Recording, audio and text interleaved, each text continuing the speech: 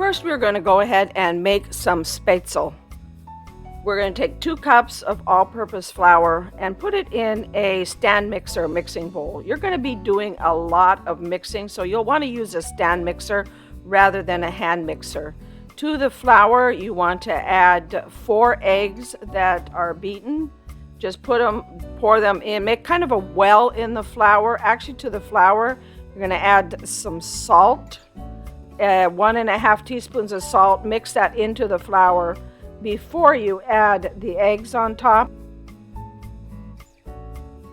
And to that, then you're going to add a 1/2 cup of whole milk.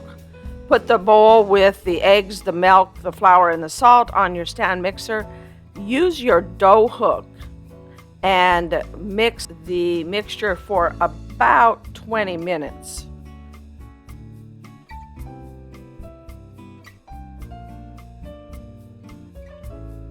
The mixture will be done when the dough is smooth and kind of stretchy. Once the mixture is done, put your spaetzle maker over a large pot of boiling water. A little bit about the spaetzle maker.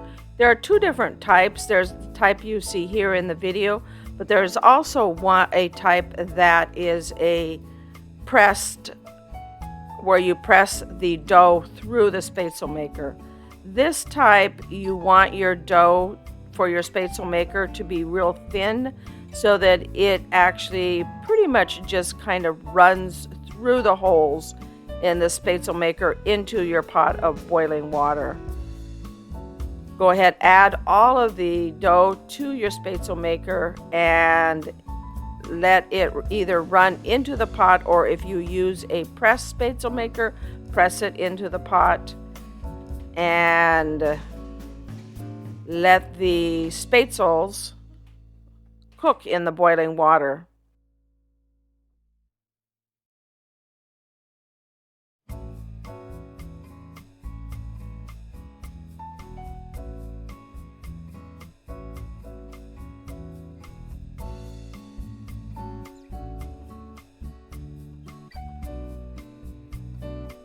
I boil them for about 2 to 3 minutes. Usually by the time I get all of the dough into the water, most of them have already floated to the top.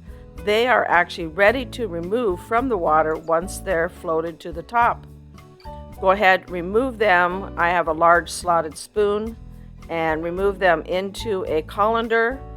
Once they're in the colander, plunge that colander into cold water to stop the cooking process.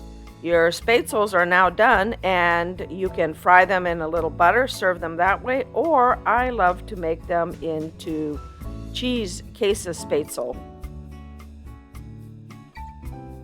To make the Kasespatzle, you're going to need 2 large onions that you've diced, and you're going to add them to 4 tablespoons of butter.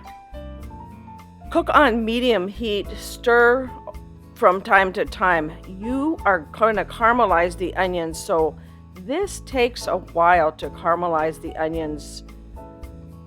Stir them intermittently for about 20 to 30 minutes. About halfway through, you're going to add some salt and a little sugar, about a teaspoon of sugar and a teaspoon of salt. Keep stirring until they're browned and caramelized.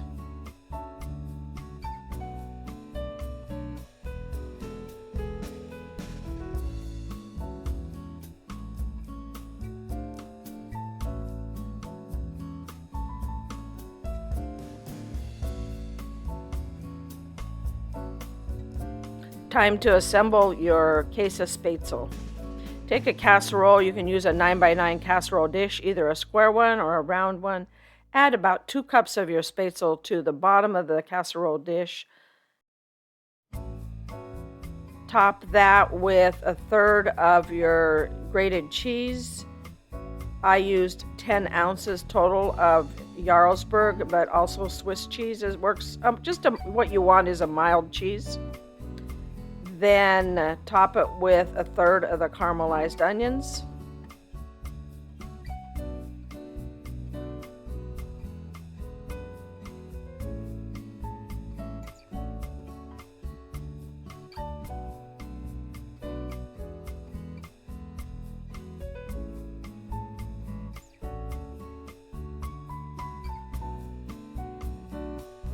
Repeat with the next layer with 2 more cups of your Spaetzle.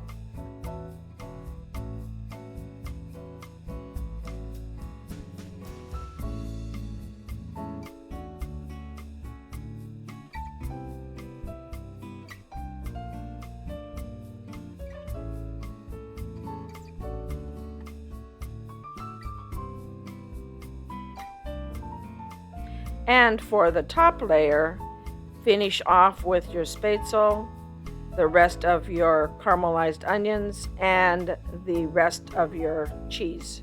To the top of that, you are also going to want to add some crispy bacon bits. Prior to doing your dish, fry up about 5 slices of bacon, crumble them, and add them to the top. Bake it uncovered in your 375-degree oven for 15, maybe 20 minutes. You want the cheese to be all nice and melted, the edges to be a little crispy brown, and it to be hot all the way through. Enjoy.